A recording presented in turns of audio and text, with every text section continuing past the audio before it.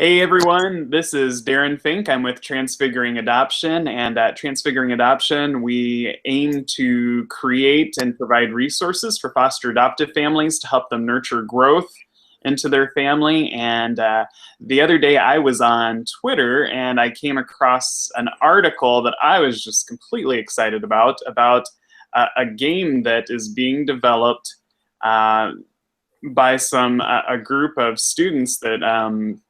It gives people a way to kind of see and understand how kids are navigating the foster care system, or what it's like to navigate the foster care system. So you guys want to go ahead and introduce yourselves and tell them what the team name is and who you're with? Yeah, we're Pathos Studios. I'm Luke Norman, and I do narrative and environment art for the game. I'm Michael Henley. I'm the character artist, and I'm the one who wrote the article. Yeah. And I'm Rob. I'm the designer on the team, so I work on changing the coping mechanisms into sort of gameplay. Fantastic. And can you guys just kind of give us a rundown? What is Pathos? Just give us an idea of what this is and why is this game even being developed, or why is it even a concept? Should we go with the pitch? Yeah, let's go with the pitch. We could probably start from the very beginning. We heard about Dare to be Digital, and we thought about loads of ideas for games, and then we ran into this idea, and nothing else actually mattered. So the main reason for us to making the game is because it actually matters. And that's sort of why we want to do it. Okay. Yeah, Dare to be Digital is the competition that we won awards at as well. Yeah. And it gave us a spotlight so we could actually do something useful with that amount of exposure. And it's so tell us a little bit about there was was it a class, or was it a contest, or what? Yeah, it was a contest. Tell us about that. What a lot of people don't know about it. What happened with that contest? Dare to be Digital is a student contest hosted by Aberdeen University. It is a national competition around the globe that any student can enter. And you basically pitch them a game idea. If they like it, you go to an interview and you have a chance to go up to Scotland to show your game off, where you can win awards. Yeah, so it's teams of up to 8 people from around the world. They come up with game ideas, and only about 16 teams got through into the finals, and then you have the chance to win a nomination for a BAFTA. Okay. And we came out with 2 awards for the chance of funding and making the company and making the game. So who initially, which of you guys, or did all of you already know each other, and you all knew about the competition and said, hey, we're going to go in on it, we just need an idea? Or what came first, the contest or the idea? The contest. And we all know each other through uni as well. Okay. So I guess the big question that I keep looking through with this is, as a foster adoptive parent, I'm like, I saw the game and I was like, yes, finally a game. Because, a lot of people are getting, children's books have been around forever. Adoption and foster care are always in movies, but they're maybe not portraying it the way it really is. But then I'm looking at your game and I'm like, yes, finally there's a game. Why this idea? Why navigating through the foster care system? There are other game ideas. We had lots of fun ideas in the first place to try and enter the competition, but we kept going through them and it just didn't stand out to us. And it was when we came across this thought of a game about foster care, we thought it's something that means a lot to us. Yeah, considering Mike is from the foster care system himself anyway, he's had the experience, and we'd learned a lot about it during the research period, and it felt like something that had not been done. There are other social games out there which do tackle certain issues, so we didn't think it'd be impossible to make something like this. Yeah, we definitely wanted to give it a go, because well, we've achieved something great, and we could help other people with this kind of medium that they feel more comfortable. So, Mike, you said Mike has been through the foster care system, and you guys also had everything that all the articles I've been reading said that you guys have a friend that has been through this, and it's kind of her story. Yeah, that's right. Her name's Christina. So, how did you meet up with Christina? And Mike, what, if you don't mind, if you get a little personal, what was kind of your experience through the foster care system that led you to is any of you in this game? The main story is more focused on Christina, but I helped a lot in times of tweaking kind of the reactions and responses within the ideas for the game. None of the narrative is based on me, but definitely gameplay and mechanics I have a lot of input towards. Because you were saying your experience hasn't been overly terrible or hard. Not hard, that's the wrong word. For me, I got to stay with my aunt and uncle when I was taken out into care. But a lot of people who go into foster care are moved around lots and lots of homes, of course. Yeah, and our friend Christina has moved around so much. She has quite the story to tell, so we thought it'd be best to tell that story. Okay, well, and then the main character's name is Pan, and I can totally, I jump in there with what you guys are talking about with being moved from place to place. We actually have 4 kiddos that are adopted out of foster care system, and the one that was moved around the least was moved around 4 times within 4 years. Some of them were moved around 7 times within 7 years. So life was definitely topsy-turvy for them. What does this look like for Pan? Can you kind of give us a little bit of a synopsis of Pan's journey through the game? Yeah, the main story revolves around Pan and the start of her going into the system. So it's sort of like she falls into this place of confusion, something she doesn't really understand, but it reminds her of home, but it's not. And then because she's young as well, she doesn't understand certain things. And as you go along, as Pan goes along, she enters these different homes as she goes, different worlds, and meets friends and foes as she goes. They're not explicitly enemies per se, just sort of perceived that way. Yeah, they're representations of people that she can't understand, so she sees them as something she's scared of, but they're just people. So they don't harm you, or you don't really harm them. And as she goes through, she reaches a point in her life where, or in the game, where everything seems to be okay. You learn how to cope, and then even then, that's taken away from her. Where it's just like the start. She falls, into the darkest place again, and then it's sort of her final ascent into trying to live by herself or with herself. And then sort of ending on not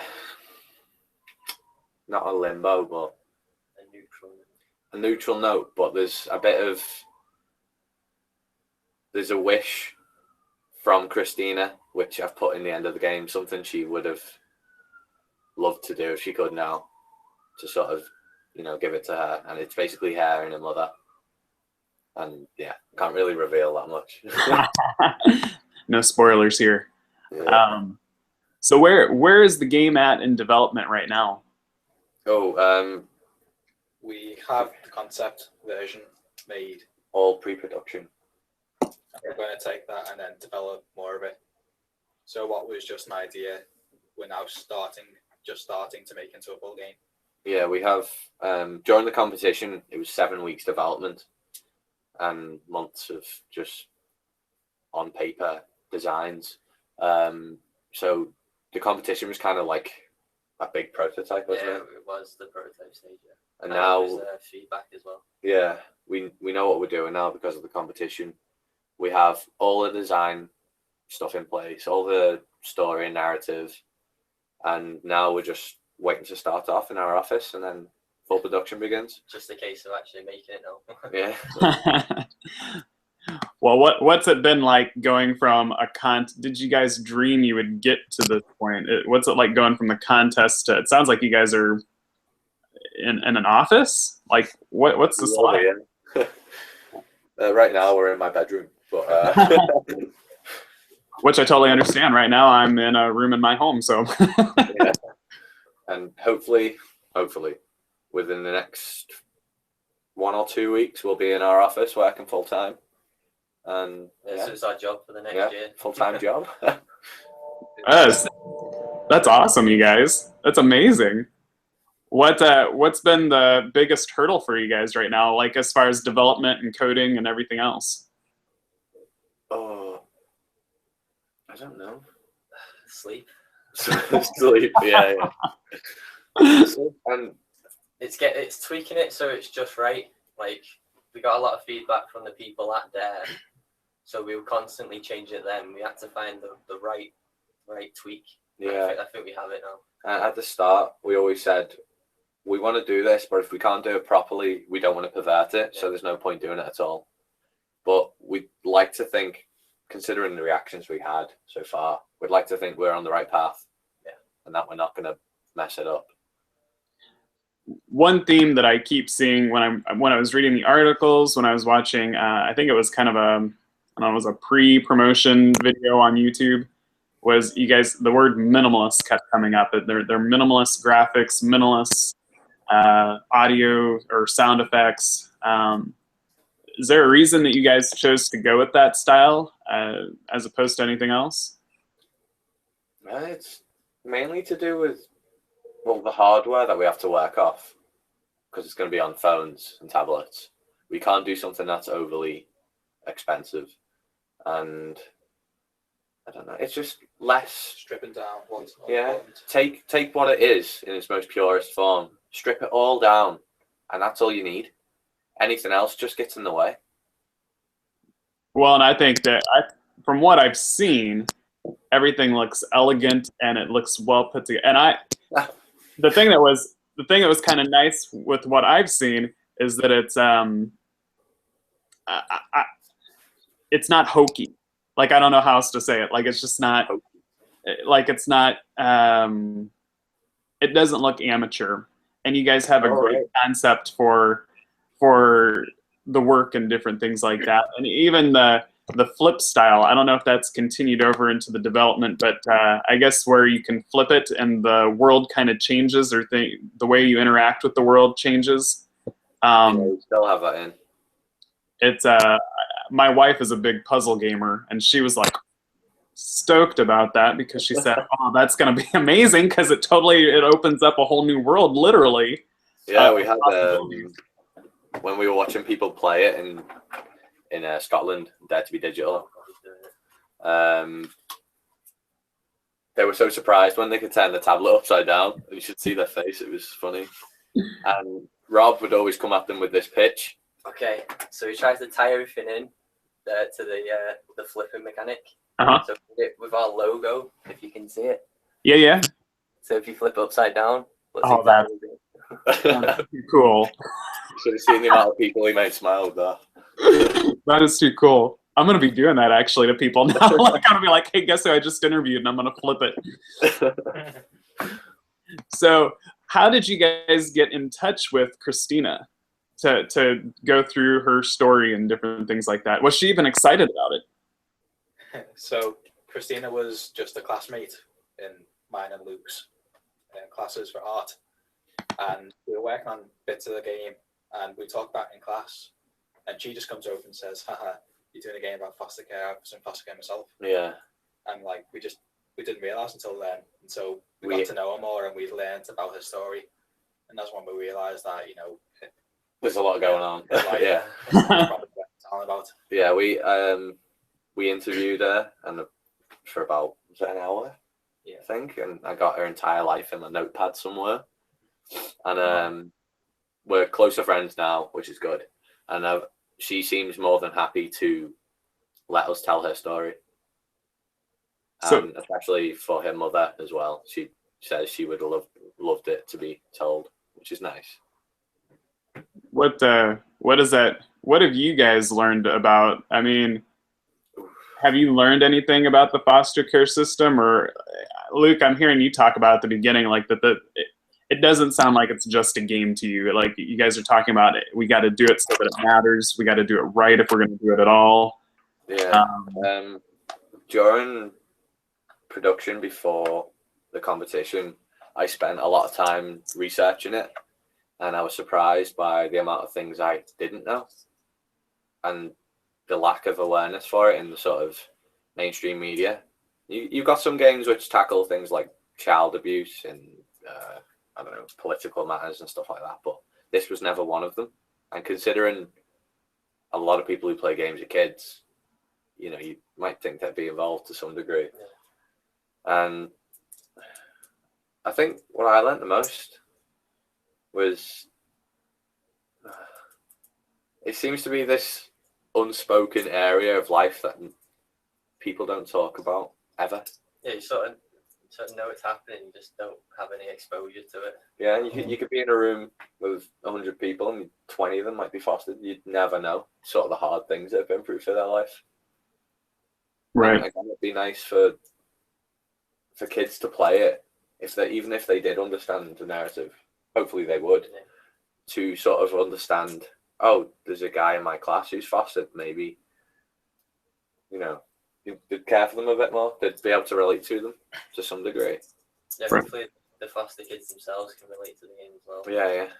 So it makes them feel comfortable. Yeah, gives them some idea of comfort, makes them feel like they're not the only ones going through it, that they're understood. Yeah. Well, we just had a bookstore invited us to come to an event, and they were doing as a fundraiser for our nonprofit.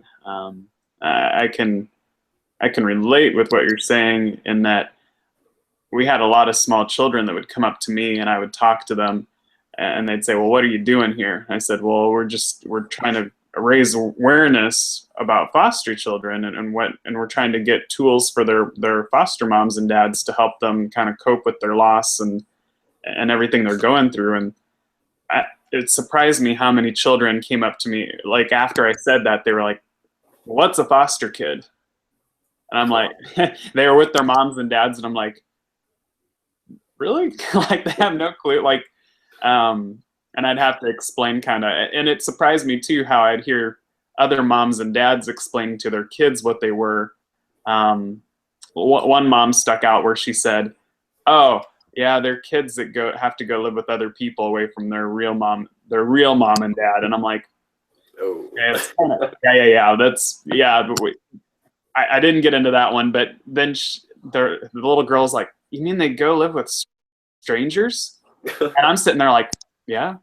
And the mom quickly said, "No, they're not strangers. They meet them way before they go, and I'm like, really?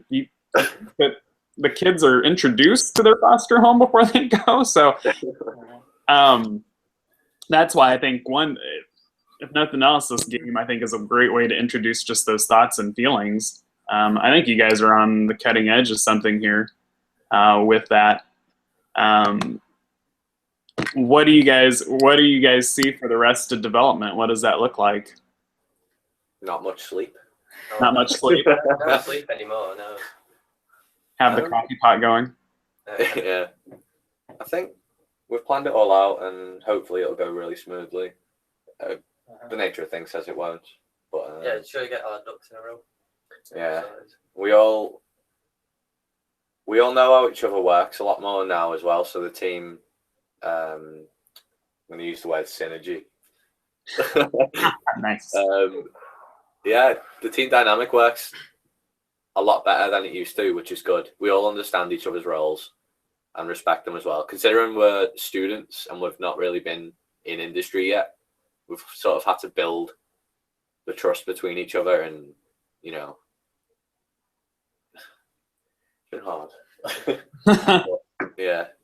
In terms of development, we're planning around a year Yeah. of work, but that's given a lot of time for contingency and just to polish things towards the end. Yeah. So not everything's final yet. we published with Channel 4 with their new games publishing company called All for Games, and I think we have around 12 months to do it, something like that.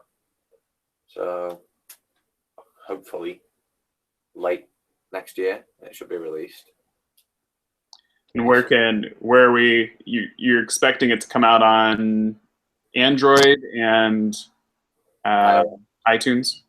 Okay. Yeah, it's the one. Apple Store and Google Store. Yeah. Okay. And what about in 5 years? Do you guys think that Pan will have more adventures? I don't think so. I think if we were to do more of it, I'd feel like we were milking it. I was talking to Christina the other night about how I'm really grateful that she's letting us tell the story, but I feel like because we're going to sell the game at some point, I feel like we're exploiting her. Mm-hmm. And she said it was stupid to think that, considering, you know, what we're doing for her, and to do any more than tell her story. Don't know. Well, it's anything that needs to be said. Yeah, There's always that option in the future. I can't see 4 games coming out though. You know what I mean? It's not to say there might be other stories we could tell them. Yeah. I mean, if it came to it, there's always other stories. There's always other social matters. Do you guys feel like you're more? Do you feel like you're more storytellers than game designers right now? It's half for the group, which is good. Like, the game wouldn't be what it is without Rob's input when it comes to games design, because he is solid about his games design, his puzzles and stuff like that, and mechanics. Whereas I'm artsy fartsy. Love a good metaphor. Well, good deal. What do you guys need the public to do? Like, how do we? Let me take it back. Not even the public. The foster adoptive community. I periscoped and said that we were going to be talking to you guys, and I got several people saying, "Are you kidding? There's a game? That's awesome!" People are excited about it. What does the foster adoptive community need to do to get behind you guys? What can we do to support you right now while the game's in development? Stay in contact, I guess. Yeah, because we'll be looking to keep everyone up to date, and we'll get to a point where we need the feedback from the foster community to see if we're hitting the right thing. We'll also need a shed load of testers at some point, for people to play it, betas and stuff like that. But yeah, keeping in contact is probably one of the biggest things. It helps motivate us as well. Yeah. Good deal. Where can people get in contact with you? What's the best way to get in contact? Say Twitter. Probably Twitter, yeah. At Pathos Game. Yeah, at Pathos Game it is. Okay. I can send you. Well, I think you've already got the link anyway. We are setting up a Facebook at some point as well, which will be shared on the Twitter.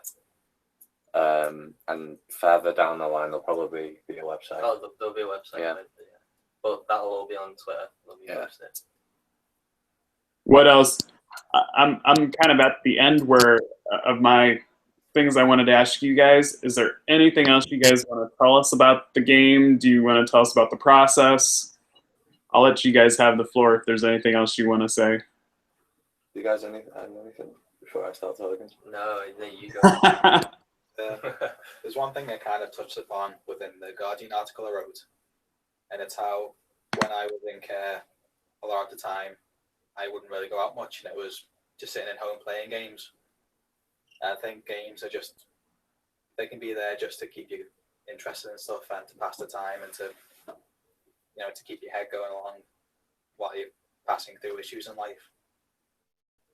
And even if this game doesn't get a message out, if it's just there to help someone cope through a problem in life, it'll be great. Yeah, there've been tons of games which I've played in the past when I've been in bad places and they've helped me. And so why can't this be one of them? It's just a reason to escape from life, I think. Yeah, whilst addressing it at the same time. Well, and I think that's why you guys are. I think that's why this game is going to be so impactful because I know with our we have two sons that when they came to our home, there's a lot going on. Like I said, they've been moved to 7 different homes in 7 years. For one of them, video games is amazing for him. I mean, it's exactly what you're talking about. He can escape life. He can escape. Now, there's sometimes when we have to say, okay, no more video games because you've got to deal with life and you've got to learn how to deal with it. But at other times, though, it's like that's his way to get away from everyone. And I think what you're talking about, he'd be dealing with stuff at the same time. Is there any, now that we've said that, is there any way that parents, after their kids are playing with the game, is there any chance for them to get in a dialogue with them or a conversation with them about, hey, do you feel the way Pan feels or anything like that? And we thought about that in the credits or something. You know, like if you're affected by these sort of things and want to talk to someone. There's more getting the parent-child. Oh, yeah. There'll definitely be, in Dundee, because a lot of the game is kind of fantasy style, not everything is in your face that this is what this is. Right. So there may be times where a child might not understand a certain part of the game in terms of things are exaggerated or all. So there'll be ways in which parents can talk to kids about the game and explain things.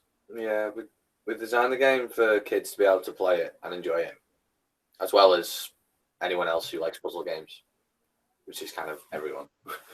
And at first, we designed the narrative for the game to be quite abstract and metaphorical, in which if you chose to read into it, you could understand it. But then after speaking to a few people, a friend of mine he's written a few children's books and stuff like that, he told me that children don't really deal with abstract things. So we took a more literal approach to the narrative of the game and tried to show it exactly how it is, but in a fantasy style.